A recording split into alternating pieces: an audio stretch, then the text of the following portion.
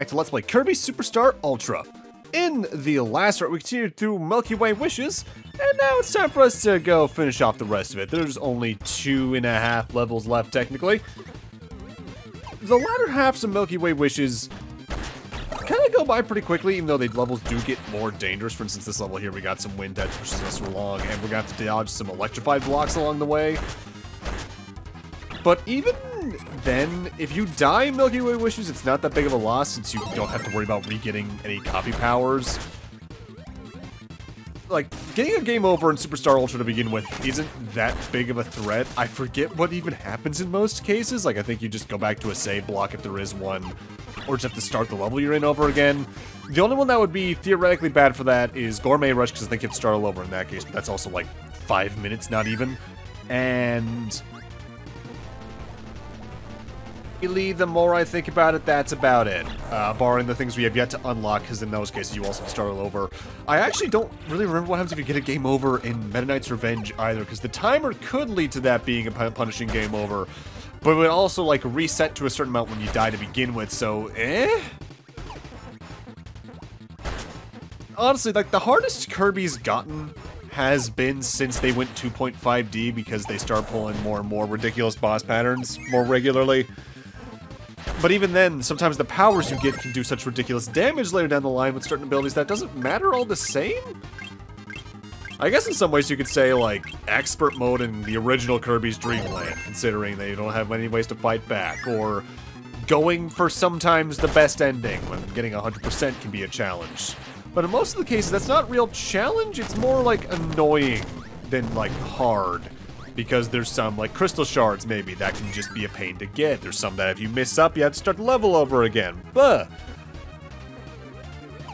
like even the true final bosses of a lot of Kirby? That's a different game series, Kyle. Kirby final bosses aren't usually that punishing, because usually they're their own stage that you don't have to worry about getting a game over, and because of that. Or you have power-ups that are only used during those boss fights to begin with, so you kind of are stuck into finding them a certain way. I'm looking at Nightmare, the final boss of Squeak Squad, all that kind of stuff in that regard. Although, now I think about it, if I recall correctly, Canvas Curse has some kind of annoying stages and layouts. I still need to go play Rainbow Curse. That looked really good, and I liked Canvas Curse a lot, so maybe that has some difficulty in it. Epic Yarn is the easiest game still in the series by far, though. Oh, wait, I know what could be the hardest. Dream Course, clearly. Because some of those holes are genuinely hard to get done well. Like, getting specific challenges on the checklist done in Air Ride.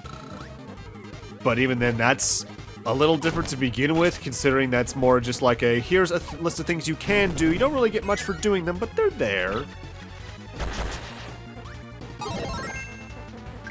Now, you might notice down on the bottom right of the screen that Half Moon only has 2 power-ups you could get in it. Similarly, I think Mech-Eye was the same. So we're at 18 out of 19, but this is the last normal level. Well, you know how I've been saying that there's like a little half level? We're gonna do that before we go into the end game of Milky Way.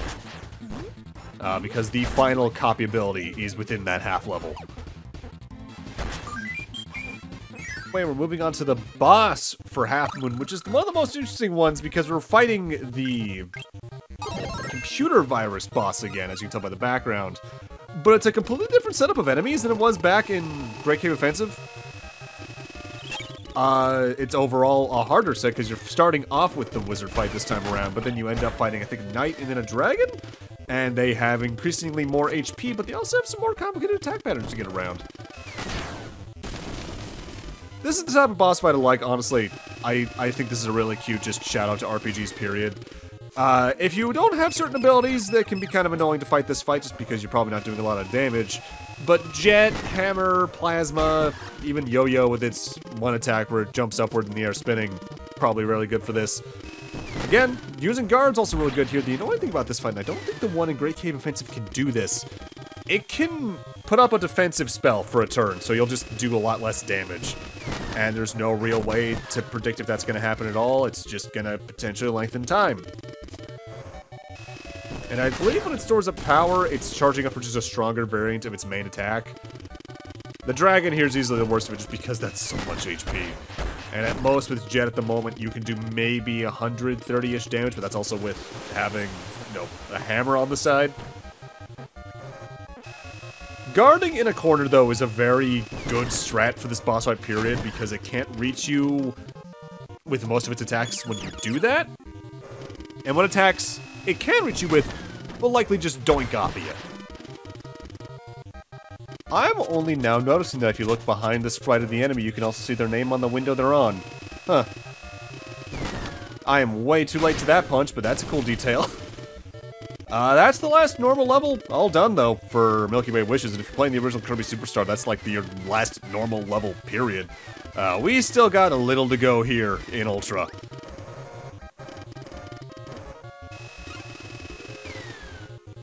With that said, though, finishing all the main levels gives you access on the world map to the end game for Milky Way Wishes, but we still got that last copy ability to get, and it ain't in that final level. If you were paying attention earlier on the world map, you may have noticed that one of the stars in the background is larger because it's a level you can enter. This is... It's not much of a level. There's only this enemy type here, and that's because you get the copy ability here. And I believe if you head here first, that means you could just copy abilities at will from enemies in the stage. But at that point, why not just, you know, get the copy essence that you're really looking for and then just have access to that ability always? You know?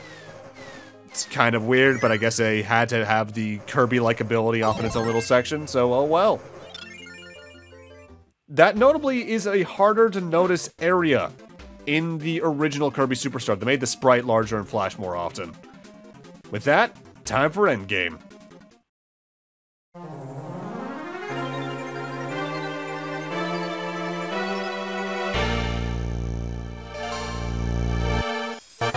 Ready?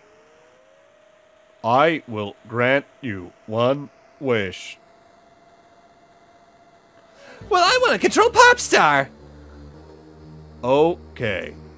3, 2, 1, go. I did it! It all went according to plan! I got the sun and moon to fight! I got you to go into space! It was all according to my perfect little plan! And now Popstar is mine! All mine! Now I can cause all the mischief I want! See you later!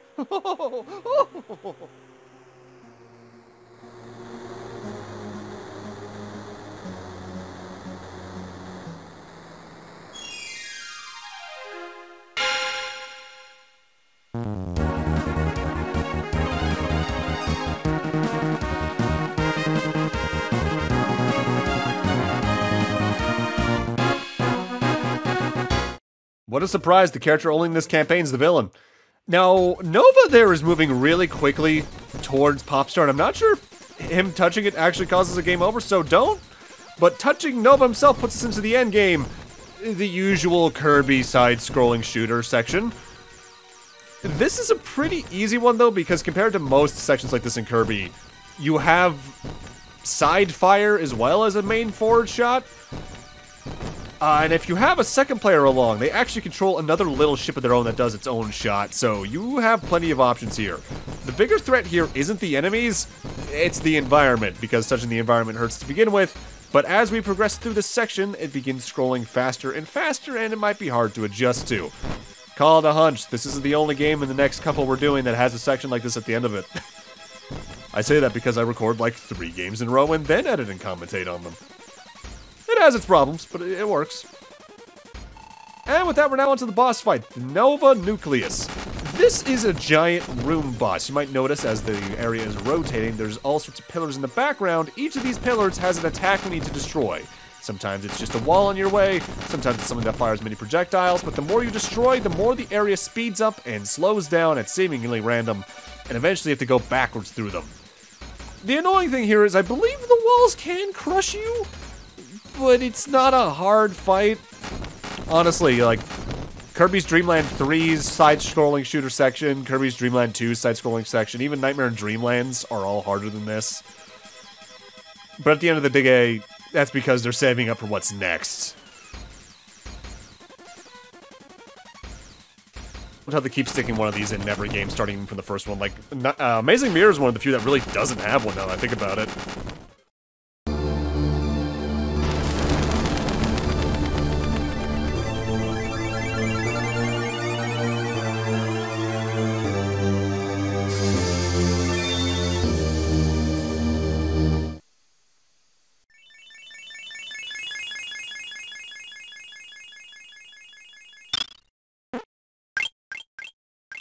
With that said, now time for the true final boss of Milky Way Wishes, and the final boss period, basically, of the original game. It's time for Marx himself. Marx is easily the most complicated boss in the original game, and he's also one I'm not fond of because he loves to teleport. He can send 4 razors out that go off in a couple different directions that will come back to him. He can go up into the air and drop some seeds that will then sprout up giant vines from where they landed. Staying in a corner and guarding is a good way to avoid this one in particular. He can go off to the side and try to fire a bunch of arrows at you, but he can also do that and charge up a little longer to fire a gigantic laser. But Hammer, as you can see, kind of ruins his day. He doesn't got a lot of HP. They save that for what comes later in the game, Superstar Ultra.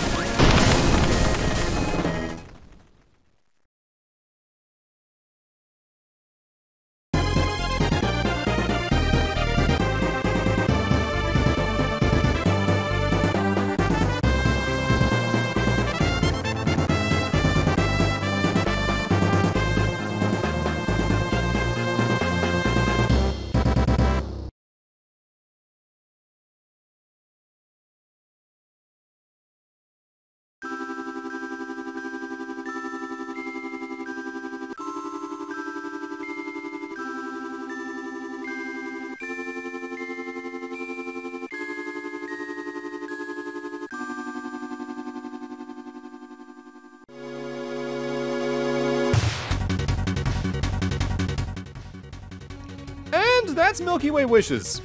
It's overall my favorite campaign out of the main 6, but there's just not enough there, really. I think there's some real potential for the Kirby being unable to use his copy abilities to the same extent as a game mechanic. Like I mentioned, I think you could structure an Amazing Mirror sequel around this idea pretty well to have permanent movement upgrades.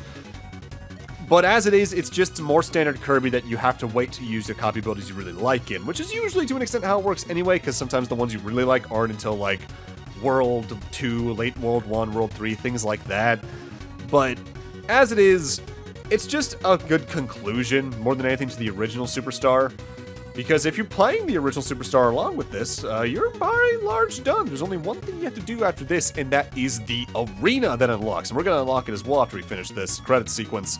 And that is a gigantic boss rush of the game's main bosses. And we'll show that off at the end of the LP. The last things I'm doing in this LP are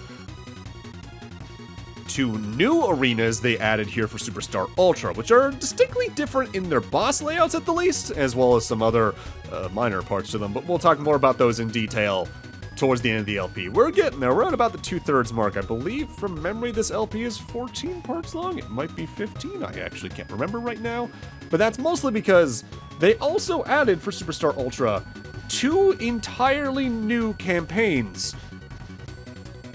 I say entirely new with an asterisk there because there's some caveats to them being original, but we'll get more into that as we go through the next few videos. Original Superstar here rather than Superstar Ultra. Kirby Superstar Original, I think, is the most fun Kirby game to play co-op in, because Superstar Ultra, you just need 2 DSs to that, and there's something a little clunky about that. And Return to Dreamland On, there's chaos in those multiplayer games, but I think they're a lot less balanced around the multiplayer than this is.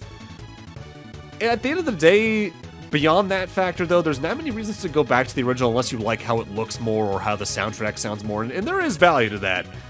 But for me, I just say stick with Superstar Ultra. I'll get more into my own thoughts with that at the actual end of the project, though.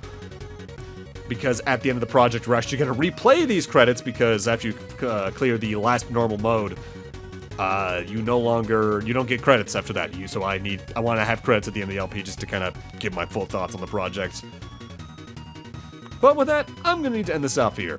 Thank you guys for watching, and in part 10, we start off the Kirby Superstar Ultra exclusive content. See you guys then.